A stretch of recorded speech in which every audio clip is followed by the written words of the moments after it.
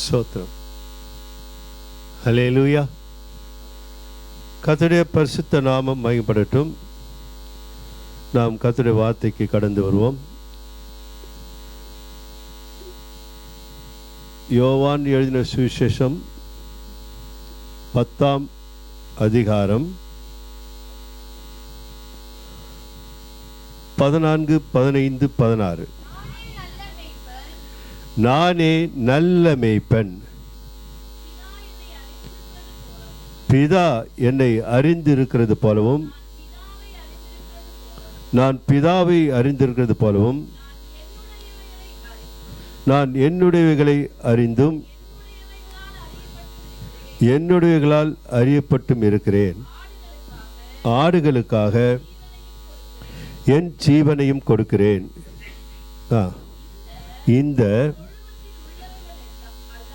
தொழுவத்தில் உள்ளவைகள் அல்லாமல் வேறே ஆடுகளும் எனக்கு உண்டு, அவைகளையும் நான் கொண்டு வர வேண்டும். அவைகள் என் சத்தத்துக்கு செவி கொடுக்கும். அப்பொழுது ஒரே மந்தையும் ஒரே மேய்ப்பனுமாகும். ஆமென். அல்லேலூயா. அன்புக்குரிய எங்கள் பரலோக பிதாவே, இந்த நாளின் உடைய வார்த்தைக்காய் ஸ்தோத்திரம். இந்த வார்த்தை எங்களிலிருந்து கடந்து வந்து கேட்கிற யாவரையும் சமாதானத்தினாலே, இரட்சகராகிய இயேசு கிறிஸ்து நாமத்தினுடைய அன்பை அறிந்து கொள்வதனாலே அவர்கள் பரிபூரணத்தின் பாதையில் கடந்து போவார்களாக. உடைய நாமம் மகிமைப்படட்டும். எங்களுடைய வார்த்தைகள் உம்மை மகிமைப்படுத்துவதாக. இயேசு கிறிஸ்து நாமத்தில் பிதாவே, ஆமென். அல்லேலூயா.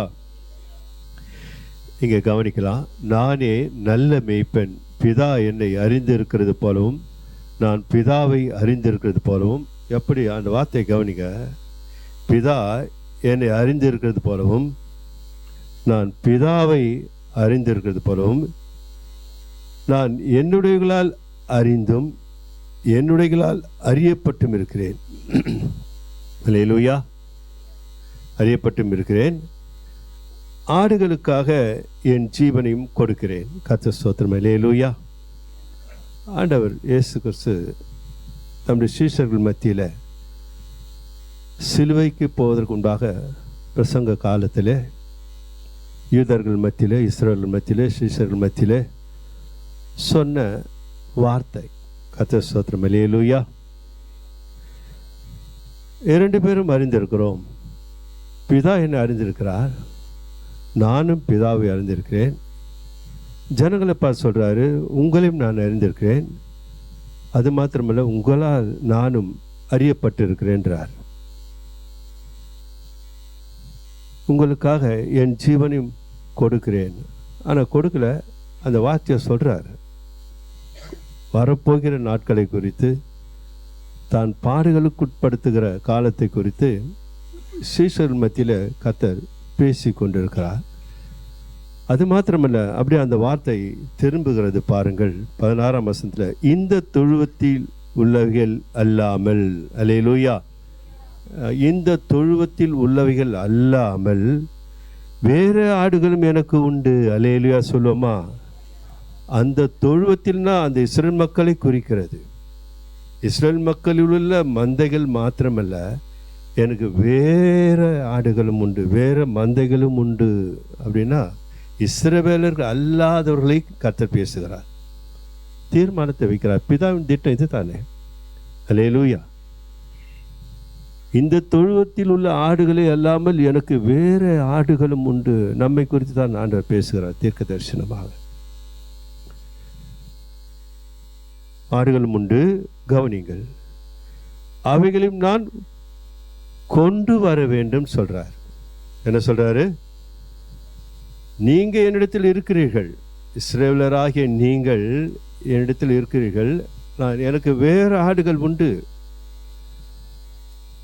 அவைகளை நான் கொண்டு வர வேண்டும். யார?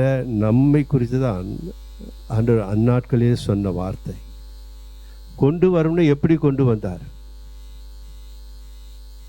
அல்லேலூயா.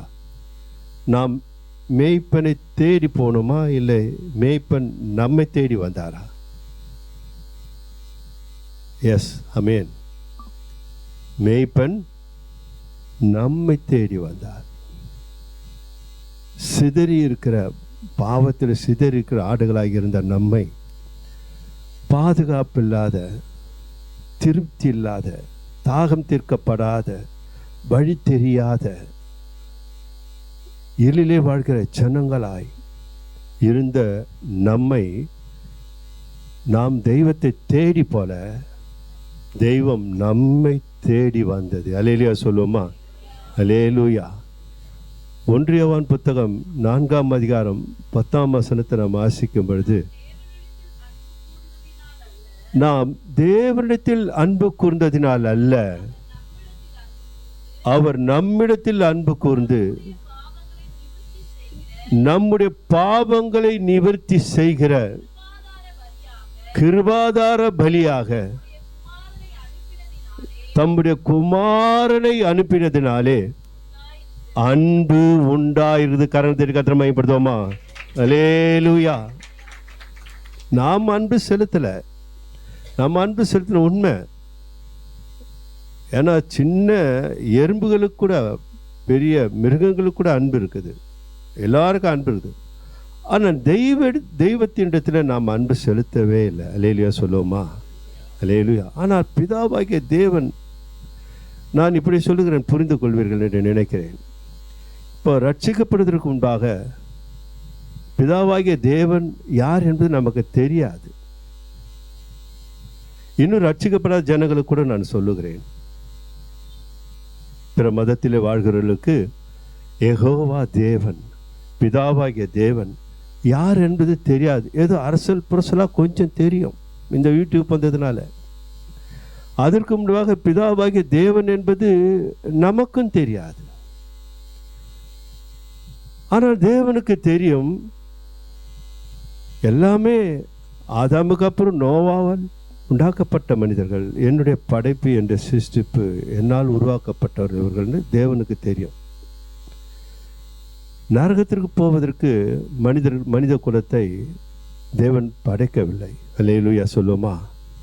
நித்திய நித்தியத்தில் அவரோடு காலங்காலமாய் வாழ்வதற்காகத்தான் தேவன் மனிதனை, அது ஆதாம் ஏவாள் காலத்தின் தொடங்கினா நிறைய நேரம் ஆகும், விரும்பினார், அழிக்கலை ஆதாம் ஏவாளை.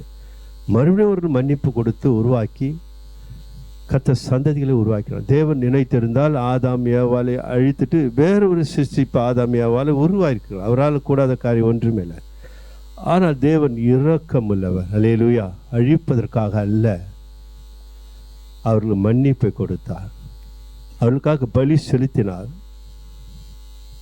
ஆட்டை அடித்து தோல் உரித்து அவர்களுக்கு வஸ்திரங்களை உண்டு பண்ணினார், அவருடைய வெட்கத்தை துடைத்தார். அல்லேலூயா. காலங்காலமாக கடந்த வாரத்தில் பார்த்தது போல தேவன் தம்முடைய சித்தத்தை நிறைவேற்ற காலங்கள், அதாவது கடந்த வாரத்தில் 4000 ஆண்டுகள் என்று சொன்னேனே, அந்த காலங்களை கர்த்தர் பார்த்து கொண்டே இருந்தார். ஏற்ற காலம் வரும் பொழுது. அல்லேலூயா, அல்லேலூயா. அப்போது நமக்கு இப்போ புரிஞ்சுப்பீங்கன்னு நினைக்கிறேன். நம்ம எப்படி தேவனை அறிந்தோம், யெகோவா தேவன் எப்படி இஸ்ரேல் மக்களை வழி நடத்தினார், நமக்கெல்லாம் தெரியாது. எப்படி தெரியும்?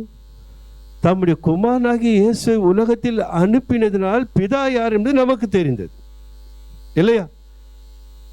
இரட்சகரை உலகத்தில் தேவன் அனுப்பினதினால்தான் பிதாவாகிய தேவன் யார், அவர் என்ன செய்தார், நமக்காக என்ன செய்ய போகிறார் என்பதை இயேசு கிறிஸ்து என்ற தம்முடைய குமாரனாகிய நமது ஆண்டவராகிய தேவனை உலகத்திற்கு அவர் அனுப்பினதினாலே, இயேசுவை அறிந்ததினாலே நாம் ரட்சிக்கப்பட்டோம். அல்லேலூயா. இயேசு கிறிஸ்து என்பது உலகத்தில் எல்லாருக்கும் தெரியும். ஆனால் பிதாவாகிய தேவன் யாருக்கும் தெரியாது, எல்லாருக்கும் தெரியும் சொல்ல முடியாது. இயேசு கிறிஸ்து என்ற நாமம் உலகத்தில் எல்லா 99.3% தெரியும். ஆனால் பிதாவாகிய தேவனை யாருக்கு தெரியும்? நமக்கே ரட்சிக்கப்படுவதற்கு முன்பாக தெரியாதே. யெகோவா தேவன் ஆதாம் ஏவாள் அந்த தெரியும், கதை தெரியும். சில பேர் VBSல சிறு வயதில் படித்திருப்பீங்க. ஆனால் செயல்பாடுகள், வழி நடத்துதல் எல்லாமே தெரியாது. அவர் யாருன்னு தெரியாது. நமக்கு தெரியப்படுத்தினவர் அதே பிதாவாகிய தேவன், நித்திய பிதாவாகிய அவர் குமாரனாக. அல்லேலூயா சொல்லுவோமா? அல்லேலூயா. குமாரன வார்த்தையாக இருந்தவர் நித்திய பிதாவாக இருந்த தேவன் மனுஷ சாயலாக மாம்சத்திலே சர்வவல்லமையுள்ள தேவன் குமாரனாக வெளிப்பட்டதினாலே அவருக்கு மேலாக பிதாவானவர் யார் என்பது நமக்கு இப்போ தெரியும். அல்லேலூயா. அதனால தான் பேதர் நாம் பார்த்த 1 யோவான் 4:10 மீண்டும் ஒரு முறை வாசிக்கலாம். நாம் தேவனிடத்தில் அன்பு நமக்கு தெரியாது, தேவன் யார் என்று நமக்கு தெரியாது, எப்படி அன்பு கூற முடியும்? நாம் தேவனிடத்தில் அன்பு கூர்ந்ததினால் அல்ல, அவர் நம்மிடத்தில் அன்பு கூர்ந்தாராம். அல்லேலூயா சொல்லுவோமா? அல்லேலூயா. நாம் அன்பு கூறதுக்கு நம்மளுக்கு தெரியாது, அவர் யார் நமக்கு தெரியாது. ரட்சிக்கப்படுவதற்கு முன்பாக இயேசு கிறிஸ்து ஒருவர் தான் நமக்கு தெரியும். ஏன்? பிதாவானவர் செய்த செயல்கள் இவைகள், பிதாவானவர் செய்த இரக்கம், பிதாவானவர் நம் மேல் வைத்த மனதுருக்கம், தம்முடைய குமாரனை சிலுவை பாடுகளுக்குள்ளாய் அவர் அனுப்பினார் என்றால் நம் மேல் வைத்த மாறாத அன்பு தேவன் திட்டம் அது. அல்லேலூயா. ஆனால் நமக்கு தெரியாது பிதா யார் என்று நமக்கு தெரியாது. ஆனால் நம்மை குறித்து அவருக்கு தெரியும். நம் தாயின் கருவில் ஒரு தெரிந்து கொண்ட தெய்வம். அல்லேலூயா சொல்லுமா? நமக்கு யாருன்னு தெரியாது. மீண்டும் சொல்கிறேன், இயேசு கிறிஸ்து அறிவதற்கு முன்பாக, சபைக்கு வருவதற்கு முன்பாக. ஆனால் இயேசு கிறிஸ்து எல்லாருக்கும் தெரியும், புரிந்து கொள்ளணும். ஆனால் இதெல்லாம் செய்பவர் பிதாவாகிய தேவன். அவர் மனு குலமாய் வெளிப்பட்டு வாசிக்கலாம். நாம் தேவனிடத்தில் அன்பு கூர்ந்ததினால் அல்ல, அவர் நம்மிடத்தில் அன்பு கூர்ந்து நம்முடைய பாவங்களை நிவர்த்தி செய்ய கிருபாதார பலியாக தம்முடைய குமாரனை அனுப்பினதினாலே அன்பு நமக்கு தெரிந்தது. அல்லேலூயா சொல்லுமா? அல்லேலூயா. இதைத்தான் நாம் 2 கொரிந்தியர் புத்தகம் 4ஆம் அதிகாரம் 7ஆம் வசனத்துக்கு வந்தா தெரியும். இந்த மகத்துவமுள்ள வல்லமை எங்களால் உண்டாயிராமல் தேவனால் உண்டாயிருக்கு. யாரால் உண்டானது? தேவனால் உண்டாயிருக்குது என்று விளங்கும்படி இந்த பொக்கிஷத்தை மண் பாண்டங்களில் பெற்றிருக்கும். கரணத்தை கத்திரமைப்படுத்துவோமா? அல்லேலூயா. இது என்ன பாண்டம்? இது மண்ணு தானே, இது எல்லாருக்கும் தெரியும். பிடிமண்ணாலே பொம்மை செய்து தம் சுவாசத்தை ஊதி நாசிலே ஜீவாத்மாவை மாற்றின பிதாவாகிய தேவனுடைய செயல்பாடுகள் மண்ணிலே உண்டாக்கப்பட்ட நாம் எங்கே தான் போகணும் முடிவில் அது நல்லா புரிஞ்சுக்கிட்ட வாழ்க்கை நல்லா இருக்குன்னு நினைக்கிறேன். இது மண், இது. அல்லேலூயா சொல்லுமா? இதில் எவ்வளோ மனுஷன் ஆடுறான், பாடுறான், குதிக்கிறான், கர்த்தர் ஸ்தோத்திரம். தான் அல்லேலூயா. அது 6வது வேளை கர்த்தர் பேசினார். அவருக்கு துதி கன மகிமை உண்டாகட்டும். வாழ்க்கை என்பது ஒரு முறை தான். அந்த வாழ்க்கை ஒரு முறையில் தேவனுக்கு அர்ப்பணித்து பார். கர்த்தர் உன்னை வாலாக்காமல் தலையாக்குவார். இது தீர்க்க தரிசனமாக சொல்கிறேன். நம்ம உழைக்கிறோம், நல்லது. சேர்த்து வைக்கிறோம், நல்லது. பிள்ளைகளுக்கு வருங்காலத்துக்கு நம்ம அவசரத்துக்கு அதெல்லாம் பொக்கிஷம். ஆனால் சொல்ற அது பொக்கிஷம் இல்லைன்றார். புரிஞ்சுக்குங்க. அல்லேலூயா. எது பொக்கிஷம்? தேவனுடைய அன்பு. கரெக்ட். வல்லமை. மகவாயில் வந்து வல்லமை புரிஞ்சுக்கணும். வல்லமை. அது முந்தைய வசனத்தை நம்ம அடிக்கடி வாசிப்போம். 4:6 2 கொஞ்சம் 4:6 இருளிலிருந்து வெளிச்சத்தை பிரகாசிக்க சொன்ன தேவன் இயேசு கிறிஸ்துவின் முகத்தில் உள்ள தமது மகிமையின் அறிவாகிய ஒளியை தோன்ற பண்ணும் பொருட்டாக எங்கள் இருதயங்களிலே பிரகாசித்தார். அல்லேலூயா சொல்லுமா? அப்போ பிரகாசித்தார் என்றால் அதுதான் நானே உலகத்தின் ஒளி. அந்த ஒளி கிறிஸ்துவை வேதத்தில் நாம் பார்க்கிறோம். ரோமர் 5ஆம் அதிகாரம் அடிக்கடி நம்ம தெரிந்த வசனம் தான். 5ஆம் அதிகாரம் 5ஆம் வசனத்தை நம்ம வாசிக்கும் பொழுது, மேலும் நமக்கு அருளப்பட்ட பரிசுத்த ஆவியினாலே தேவ அன்பு நம்முடைய இருதயங்கள் ஊற்றப்பட்டிருக்கிறபடியால் அந்த நம்பிக்கை உன்னை வெட்கப்படுத்தாது. அல்லேலூயா. அப்போ பிதாவாகிய தேவன் பரிசுத்த ஆவியானவர் மூலமாக அன்பை ஊற்றினார் என்றால் கிறிஸ்துவை நமக்குள்ளாய் வைத்திருக்கிறார். அல்லேலூயா சொல்லுமா. மகிமின் ஒளியாக உங்களுக்குள்ளே இருப்பதே அந்த ரகசியம். பரிசுத்த எழுதுறாரு. அப்போ நமக்குள்ளாய் நம்ம சொல்றோம், ஒரு பாடல் கூட பாடுவோமே, எனக்குள்ளே இல்ல இல்ல என்ன பாடுறது?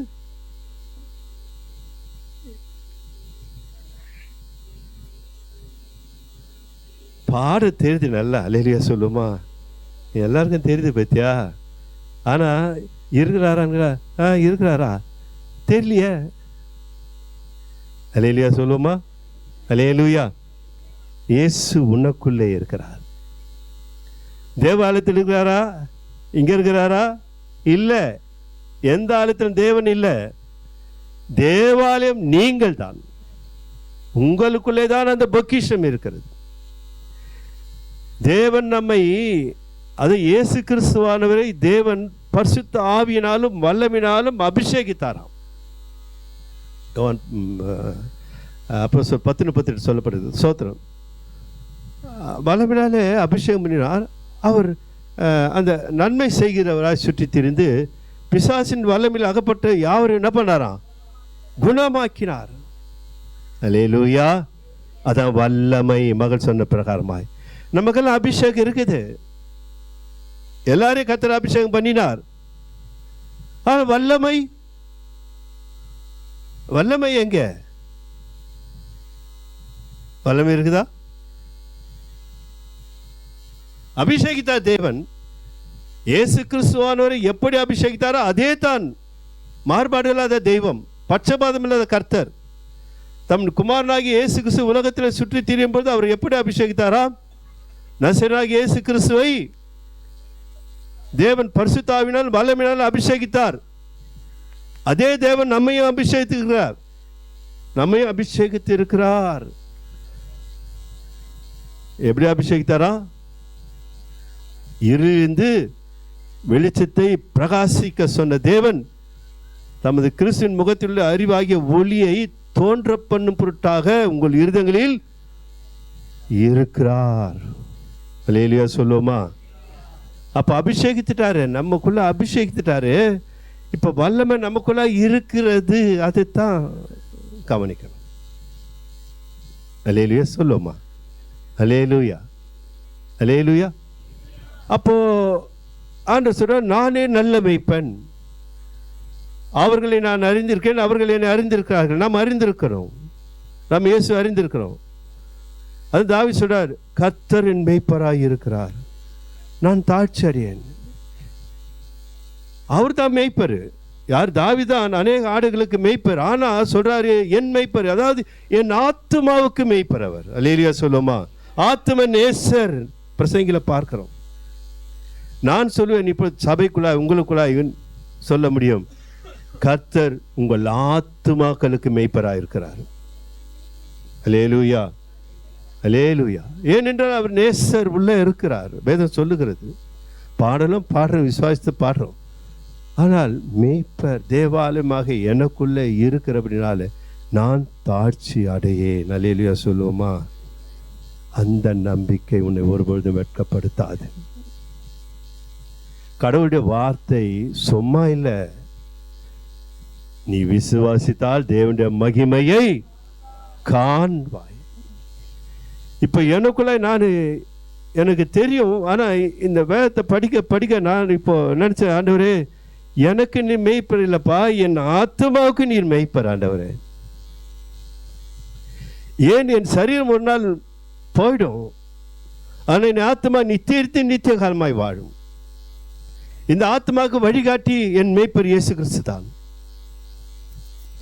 அவர் மேய்ப்பார் என்றால் என் ஆத்மாவுக்கு புல் உள்ள இடங்களிலே கொண்டு போய் விடுவார். திருப்தியா இருப்பேன். அல்லேலூயா சொல்லுமா. கவலை இருக்காது. அல்லேலூயா சொல்லுமா. கவலைனா கவலை வரும், அது கவலைப்படும். அல்லேலூயா சொல்லுமா. நாளை தினத்தை குறித்து கவலைப்படாது. அது நாளை குறித்து அது கவலைப்பட்டு ஆண்டவர் வாக்கு கொடுத்துருக்கிறார். நீ கவலைப்படாது. நீ கவலைப்பட்டினா என்ன அர்த்தம்னாக்கா, அவர் உன் ஆத்மாக்கு மேய்ப்பரா இல்லாத பட்சத்தில் அவர் சொல்றாரு நான் உன்னை அறிந்திருக்கின்றாரு. நீங்க கவலைப்படுறீங்கன்னா என்ன அர்த்தம், நான் அறியல உன்னும், நீர் என் வாழ்க்கையில மேய்ப்பரா இல்லை ஆண்டவரே. அவர் சொல்றாரு இந்த தொழுவத்தில் உள்ள ஆடுகள் இல்லாமல் வேறு ஆடுகளும் எனக்கு உண்டுன்னா நம்மைத்தான் சொல்லி இருக்கிறார். அவைகளின் சத்தத்தை கேட்கும் நம்பிக்கை தேவனுக்கு. அல்லேலூயா சொல்லுமா? அல்லேலூயா. வாழ்க்கை அல்லேலூயா அழகானது. கர்த்தர் ஸ்தோத்திரம். அல்லேலூயா அற்புதமானது, அமைதியானது, சுவாரஸ்யமானது. அது எப்படி புகழணும்னு தெரியல. ஏன், என் இயேசு எனக்குள்ளாய் இருக்கிறபடினால் அந்த எண்ணங்கள் எனக்குள்ளாய் வருகிறது. கவலை வராது இருக்குதா? வருது. போராட்டம் வராது இருக்குதா? வருது. சோதனை வராது இருக்குதா? வருது. குறைவு வராது இருக்குதா? வருது. வருது வருது வருது. நான் நிற்கிறேன், அது பாட்டுன்னு வந்துட்டு போயிட்டே இருக்குது. அல்லேலூயா சொல்லுவோமா? அல்லேலூயா சொல்லுவோமா? ஏன்? மேய்ப்பர் உள்ள இருக்கிறாரு, அவர் பேசுறாரு, கர்த்தரின் மேய்ப்பராக நான் தாழ்ச்சாரியன். அல்லேலூயா. அப்ப இந்த ஆத்மாவுக்கு நேசராய், இந்த ஆத்மா எதை விரும்புகிறது? என் நேசர் இயேசுவை விரும்ப விரும்ப. அல்லேலூயா. அதாவது விரும்பினா எப்படி? அவர் என்னென்ன சொன்னாரோ அந்த வார்த்தைகளுக்கு நாம் செவி கொடுத்து அந்த வார்த்தையில வாழ்க்கையில பிரயோஜனப்படுத்தி நாம் பிரயோஜனமுள்ளவர்களாய் மாறிவிட வேண்டும். இது ஷார்ட் அண்ட் ஸ்வீட், ரொம்ப ஈஸி வாழ்க்கை. அதுதான் அடிக்கடி சொல்லுவேன். அவர் வார்த்தையை நம்ம செவி கொடுத்து அதை நம்ம பயன்படுத்தும் போது நம்ம வாழ்க்கையில் அது பயன் அளிக்கிறது. தாவீது அதை சொன்னார். அவர் மேய்ப்பர், எத்தனோ ஆடுகளை மேய்த்திருக்கிறார், பனியிலும் மழையிலும் வெயிலிலும் காடுகளிலும். ஆனால் சொல்றாரு அவர் என் ஆத்துமாவை தேற்றி. அல்லேலூயா சொல்லுமா? எங்க வர்றாரு? ஆமேன். அவர் என் ஆத்மா, அப்போ ஆத்மாவுக்கு மேய்ப்பரை வச்சுட்டார் அவர். அதுதான் வயதான வரையிலும் ஒரு சிங்காசனம் அவர் விட்டு விலகலை. அவர் சிரசில் இருக்கிற ராஜ அலங்காரங்கள் விட்டு விலகலை. அல்லேலூயா சொல்லுமா? கிருபை தாவீதோடு இருந்தது. தாவீதை தேவன் அதிகமாய் நேசித்தார். ஸ்தோத்திரம். அல்லேலூயா சொல்லுவோமா? அல்லேலூயா. நாம தான் உலகத்தை எதையோ நேசிக்கிறோம், கண்டதெல்லாம் நேசிக்கிறோம்.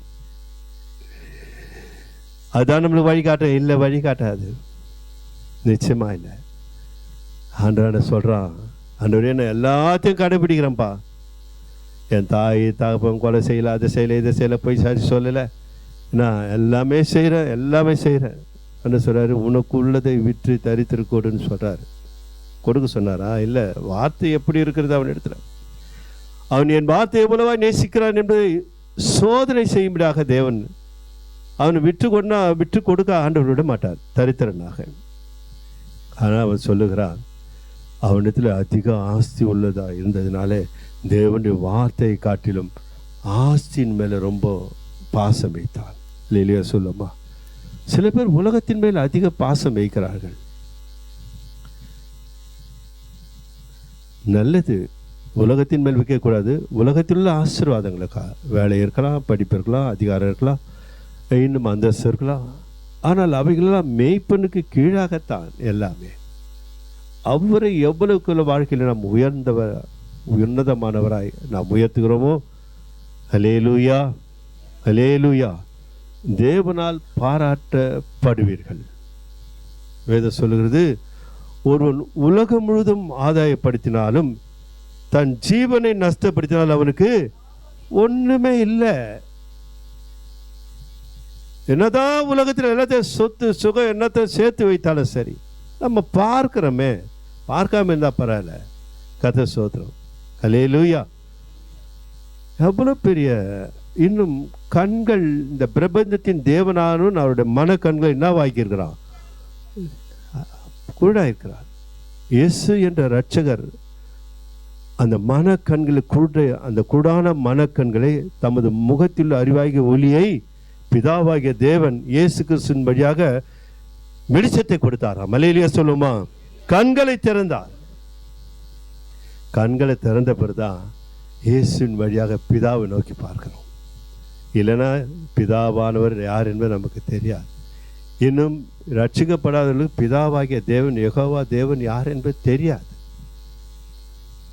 அவர்தான் தம்முடைய குமாரனை அனுப்பி தம்முடைய அன்பை ஒரு கூட்டத்திற்கு, இஸ்ரேல் மக்களுக்கு, யூதர்கள் மாத்திரம் செலுத்தின அன்பை உலகம் முழுவதும், ஏனென்றால் உலகம் முழுவதும் தம்முடைய அன்பை வெளிப்படுத்த வேண்டும் என்பதற்காகத்தான் இயேசு கிறிஸ்து வெளிப்படுத்தினதினாலே அவர் மூலமாக நமக்கு பிதாவாகிய தேவன் யார் என்பது தெரிந்தது. அவர் எப்படியெல்லாம் ஆதி காலத்திலிருந்து நடத்தினார் என்பதை நாம் புரிந்து கொண்டோம். அந்த அன்பை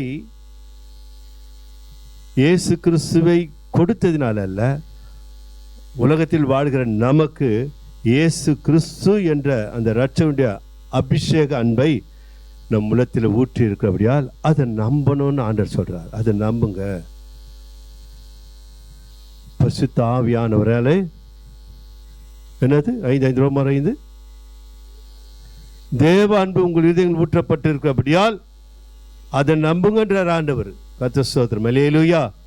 அந்த நம்பிக்கை உங்களை வெட்கப்படுத்தாது. கர்த்தருடைய வார்த்தை இது. நீங்க நம்புங்க. எனக்குள்ளாய் இயேசு இருக்கிறார், எனக்குள்ளாய் மேய்ப்பர் இருக்கிறார். அவர் என்னை வழி நடத்துகிறார். அவர் என்னை திருப்திப்படுத்துவார். அவரின் தாகத்தை தீர்ப்பார். வியாதி விக்கினங்களிலே அவர் என்னை பாதுகாப்பார். அல்லேலூயா சொல்லுமா. எவ்வளவு போராட்டம், சிங்க கரடிகள் வந்தாலும் கர்த்தர் எனக்காக யுத்தம் செய்வார். மேய்ப்பருடைய கடமைகள் இவைகள். தாவீது அனுபவித்தது தான் வாழ்க்கையில மேய்ப்பர ஆத்ம நேசரா இயேசு வைத்ததினாலே பிதாவாகிய தேவன் சொல்றாரு, தாவீது என் அவர் இருதயத்திற்கு ஏற்றவனாய் மாறினான். அல்லேலூயா. இயேசு கிறிஸ்துக்கு பிரியமுள்ள ஒரு வாழ்க்கை. நம்ம பேசுறோம்ல, அவசரப்பட்டு எதனா பேசுகிறோம், கோபத்தில் பேசுகிறோம்ல, பேசுகிறோம். ஆனால் பேசுகிறோம். ஆனால் நிச்சயமாக மன்னிப்பு கேட்கணும். மன்னிப்பு கேள்னா அவங்களுக்குள்ள கிறிஸ்து இல்லை. நல்லா கவனிக்கணும். சபை சொல்லி கொடுக்குது. கோபப்படுவது வந்து கூடாத காரியம். கோபம் வந்துடலாம், சொல்ல முடியாது. நான் அடிக்கடி சொல்லுவோம், கோபம் ஆண்டவர் அனுமதி கொடுக்குறாரு. அவரு கோபப்பட்டவர் தானே. அல்லேலூயா சொல்லுவோம்மா. ஆனால் அந்த கோபத்தை பாபமாய் மாற்றுவது தான் மேய்ப்பரில்லாத ஒரு வாழ்க்கை. அது அலசடிக்கப்படும். கோபம் பொங்கி வழியும். அது காய்மகாரம் சவுல் தாவீது மேல் வைத்தாரே, அப்படி எண்ணங்கள் வரும். பழி தீர்க்க வேண்டும், பகை உணர்ச்சி வளர்க்க வேண்டும். இது என்னன்னாக்கா வாழ்க்கையில துன்பத்தையும் வருத்தத்தையும் கொடுத்துடும். அல்லேலூயா, அல்லேலூயா. இது கிறிஸ்தவருடைய வாழ்க்கையிலே அழகு அல்ல. அல்லேலூயா. அதை நம்ம சபை முடிஞ்ச பிற்பாடு, திருவிருந்து முடிஞ்ச பிற்பாடு என்ன சொல்றோம்? பொய் பேசக்கூடாது தேவ சமூகத்தில். அல்லேலூயா. நாங்கள் அழகாய், இந்த அழகை சொன்னா, இந்த அழகையா சொன்ன? ஆத்தும அழகை சொல்லுகிறேன். பேசுவதில் அளந்து பேசணும். அல்லேலூயா சொல்லுவோமா? அல்லேலூயா. அவர்கள் ஏதாவது உங்களை கோபப்படுத்தவரும் பேசினாக்கா ஸ்தோத்திரம் சொல்லி கவனிந்துருங்க. தாவீது அப்படிதான் இருந்தார். பழித்திருக்க சவுல் வந்த பொழுது கூட பழித்திருக்கல தாவீது. சில காரணங்கள் நான் விளக்கமாய் கொண்டு போனால் நேரம் அதிகமாகிடும். கவனமாக இருக்கணும். நீங்கள் தேவனுடைய பிரியத்தை சம்பாதிக்க வேண்டும் என்றால் உங்களுக்குள்ள ஐஸ்வர்யம் இருக்குது.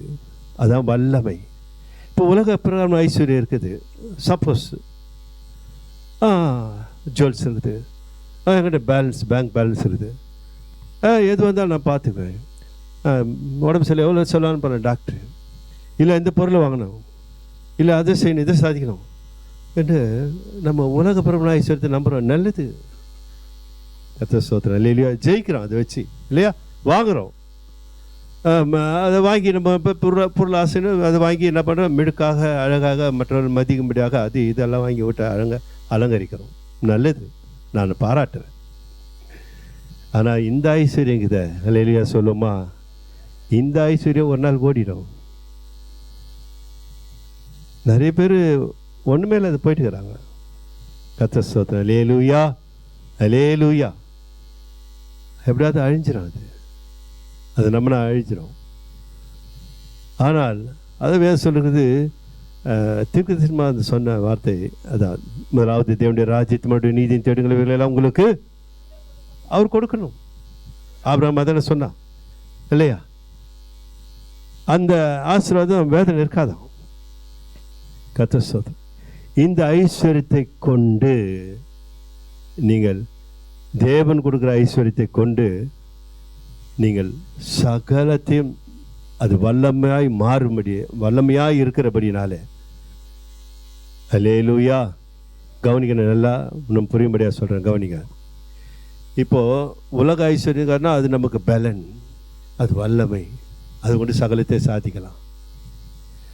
ஆனால் அது இயல்பு, அது யாருமே குறை சொல்ல முடியாது. ஆனால் நான் சொல்வது ஐஸ்வர்யம் தேவன் நமக்குள்ளாய் வைத்த அந்த அன்பு ஐஸ்வர்யம், அது வல்லமை. அல்லேலூயா.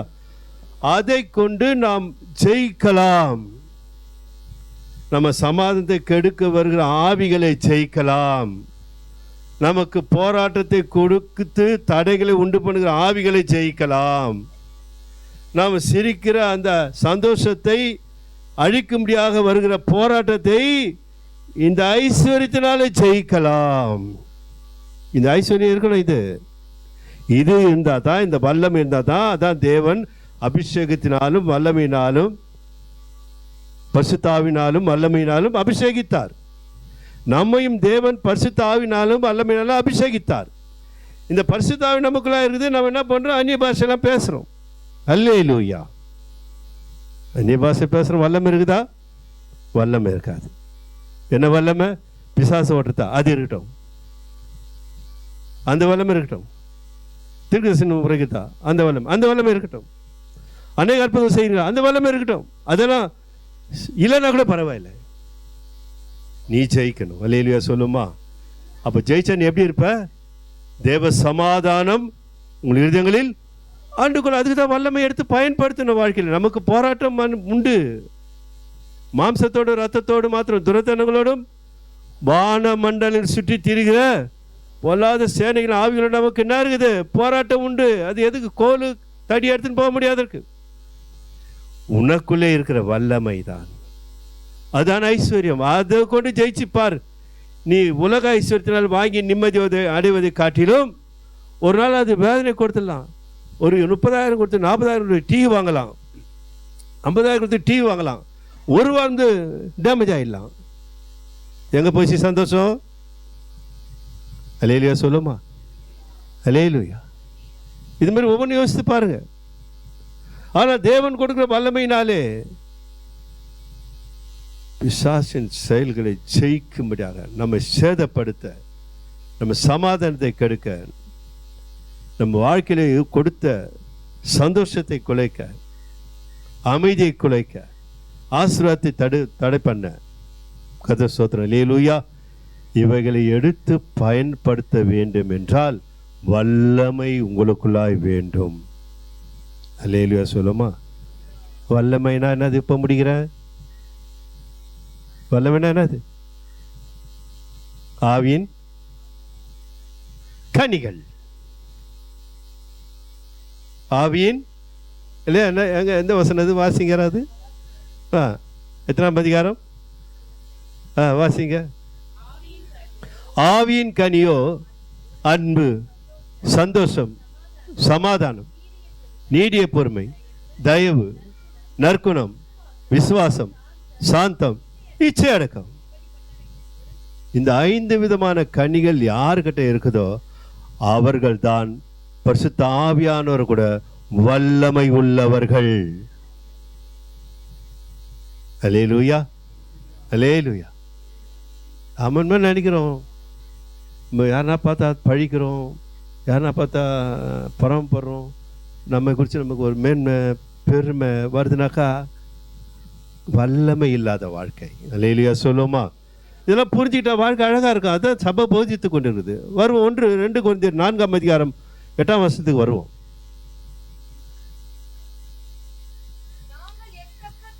நாங்கள் எப்பக்கத்திலும் நெருக்கப்பட்டும் ஒடுங்கி போகிறதில்லை, கலக்கமடைந்தும் மனம் முறிவு அடைகிறதில்லை. அல்லேலூயா சொல்லுமா? இதை வாசிட்டே போன நேரம் ஆயிடும். எதனால? இந்த வல்லமை இருக்கிறதுனால எவ்வளவு நெருக்கம் வந்தாலும் நீங்கள் என்ன பண்ண போறதுல ஒடுங்கி போக மாட்டீங்க. மேய்ப்பர் உனக்குள்ளாய் இருக்கிறார். நீ தாட்சி அடையக்கூடாது. மேய்ப்பரை பிதாவாகிய தேவன் வைத்திருக்கிறார். சர்வ வல்லமை உள்ள தேவன். அண்ட சராசர சூரியன், சந்திரன், நட்சத்திரங்களும், காற்றையும், நெருப்பும், தண்ணீரையும் எல்லாம் படைத்த தெய்வம் உனக்குள்ளாய் தம் குமாரன் ஆவியை வைத்திருக்கிறார் என்றால் பாக்கியவதிகள், பாக்கியவான்கள். அதை பாதுகாக்க வேண்டும். அதுதான் பொக்கிஷம். இந்த மண்பாண்டத்தில் தேவன் வைத்தார். பவுல் சொல்றார், இந்த மண்பாண்டத்தில் பெற்றிருக்கிற பாக்கியமான் என்றார். தன்னை ஒடுக்கிறார் அப்படியே தேவ சமூகத்தில். 1-4 வந்து ஜெபம். கர்த்தர் நல்லவர், அவர் கிருபை என்றும். பிரியமானவர்களே, தேவன் இவ்விதமாய் நம்மிடத்தில் அன்பு கூர்ந்திருக்க நாமும் ஒருவரிடத்தில் ஒருவர் அன்பு கூற கடனாளிகளாய் இருக்கிறோம். அல்லேலூயா சொல்லுவோமா? அல்லேலூயா. ஆமா, இப்போ தேவன் எனக்கு கொடுத்துட்டார்ல அன்பு, இப்போ நான் கொடுக்கணும்.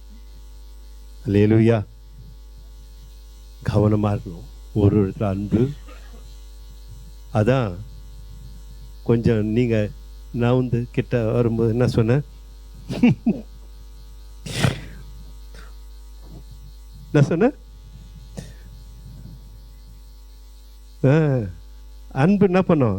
இடம் கொடுக்கும். இன்னும் கொஞ்சம் வந்து இன்னும் கொஞ்சம் முன்ன போய் இந்த சைடில் இன்னும் கொஞ்சம் அன்புனா இடத்த என்ன பண்ண பண்ண இங்கே கொஞ்சம் பேசிக் கொஞ்சம் எங்கே இடியுது. அல்லேலூயா சொல்லுவோமா? பாஸ்டர் என்ன சொல்றாங்க? கொஞ்சம் கொஞ்சம் கொஞ்சம். அல்லேலூயா. பரவாயில்ல, எல்லாருமே அன்புள்ள பிள்ளைகளாக இருக்கிறீர்கள். அல்லேலூயா. ரொம்ப பாராட்டுறேன். கர்த்தர் உங்களை ஆசீர்வதிப்பார். அந்த அன்பு பிள்ளைகளை பொக்கிஷம், தேவ அன்பு பொக்கிஷம் பயன்படுத்துங்கள். நம்ம உலக ஐஸ்வர்யத்தை கொண்டு வாங்குறோம், கொடுறோம், டேமேஜ் ஆகிட்டு கவலைப்படுறோம். இந்த ஐஸ்வர்யத்தை, தேவன் எனக்கு கொடுத்த ஐஸ்வர்யத்தை பயன்படுத்தி பாருங்க. டேமேஜ் ஆகாது, நொறுங்கி போகாது இருதயம். அல்லேலூயா. சமாதானமாக இருக்கும்.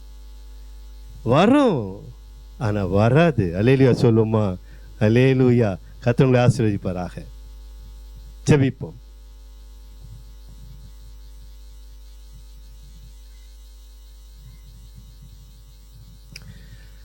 அன்பான பிதாவே, இந்த நல்ல நாளின் காலை ஆராதனைக்கு ஸ்தோத்திரம். எங்களோடு ஈடுபட்ட தயெல்லாம் எங்களிடத்தில் வழி நடத்திட்டோம். தயாபரே உமக்கு ஸ்தோத்திரம். மையப்படுவீராக. இந்த வார்த்தை பிரசங்கம் எல்லாம் உடையது. நீர் என்றென்றும் மையப்படுவீராக. பிள்ளைகளை பாதுகாத்து திருப்திப்படுத்தி தாகம் தீர்த்து கர்த்தர் தாமே நடத்துவீராக. ஒப்புக்கொள்கிறேன் இயேசு கிறிஸ்து நாமத்தில் பிதாவே, ஆமென். அல்லேலூயா.